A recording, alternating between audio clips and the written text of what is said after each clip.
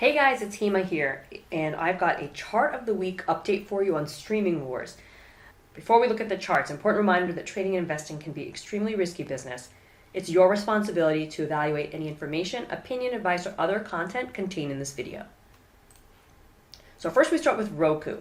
That's a stock that can benefit in the streaming media wars because of the technology that is supporting lots of the other streaming services.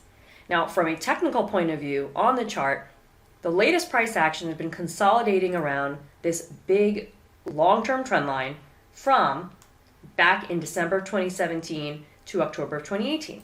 Now, price had kind of churned around it a couple times, but you can see it was useful. A brief dip below in June, a pause in August, and then again a brief dip now in September. Now, when you zoom in to the latest price action, you'll see that we had a breakout above the resistance levels, that's my blue horizontal lines here, of 111.79, and we're on our way probably into the 127 to 134.88 area.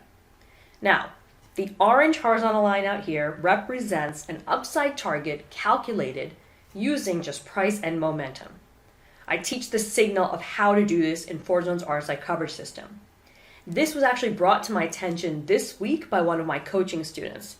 So way to go, Marilyn. Way to go to recognize the opportunity and be several days ahead of it. Good job. So here we've got price. Here we've got RSI power zones, my momentum indicator. And when you do this calculation, you get 170.17 as an upside target. So it is not something that will trade right up to. There will be resistance levels along the way.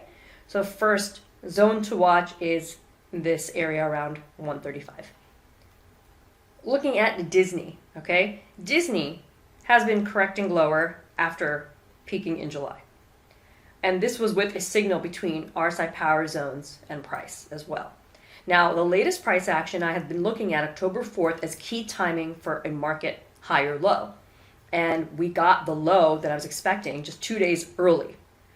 Now, price has been recovering and it's kind of sideways since then, so I would like to see a daily closing break above the October 1st high.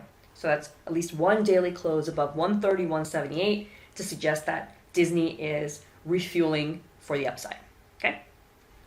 And if that occurs, keep in mind, it's not necessarily going to be a straight shot up.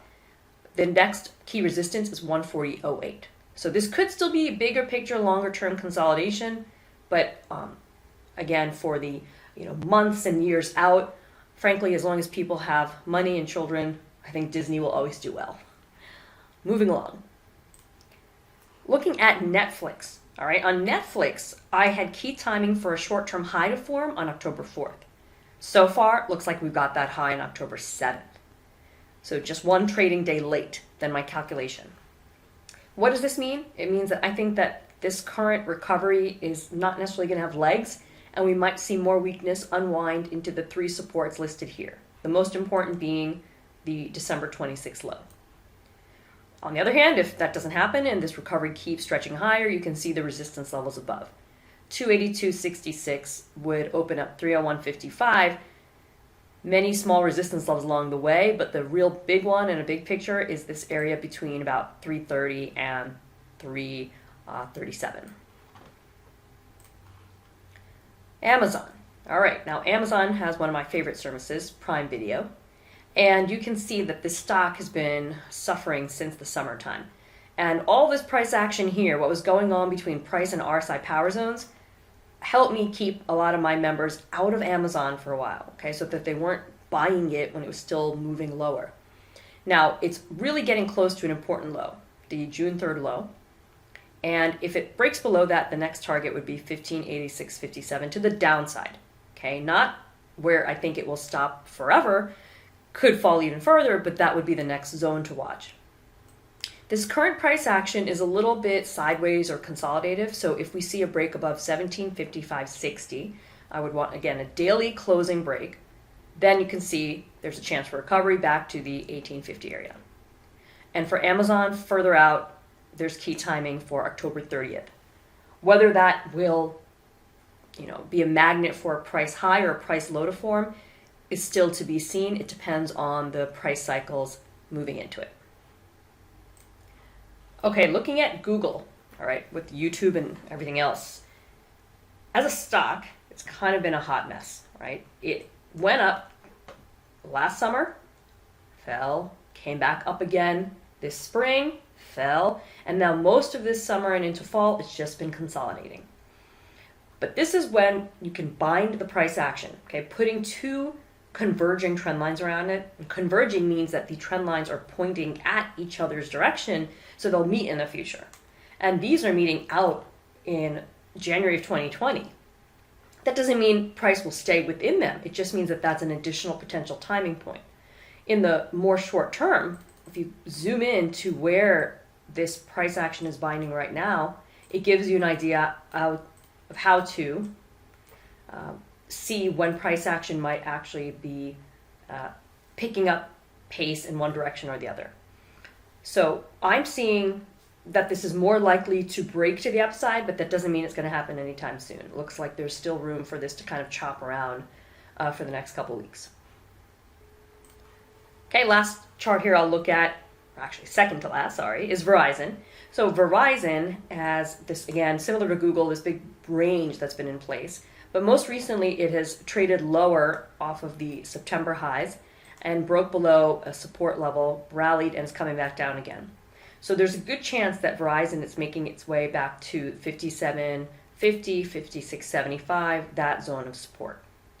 And keep an eye on that because that could be an area where shares are reaccumulated, kind of building up momentum for a big upside break from this entire thing. But again, that is probably months away from where we are now.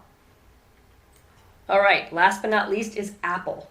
With everything it has going on, I was listening to, the talking heads today, and they were talking about how Apple's services side is really picking up, and that iPhone sales are, not even a strong majority of their business anymore. So the services side, the music, the media, the dedicated content they're creating for their streaming service, all of that feeds into this company's cash flow and is really helping it stay up higher than a lot of other stocks that have been moving in a choppy fashion with the market being worried about trade wars and everything else, okay? So Apple's still kind of been staying strong. Now, will it keep staying strong and just keep churning higher? That's to be seen.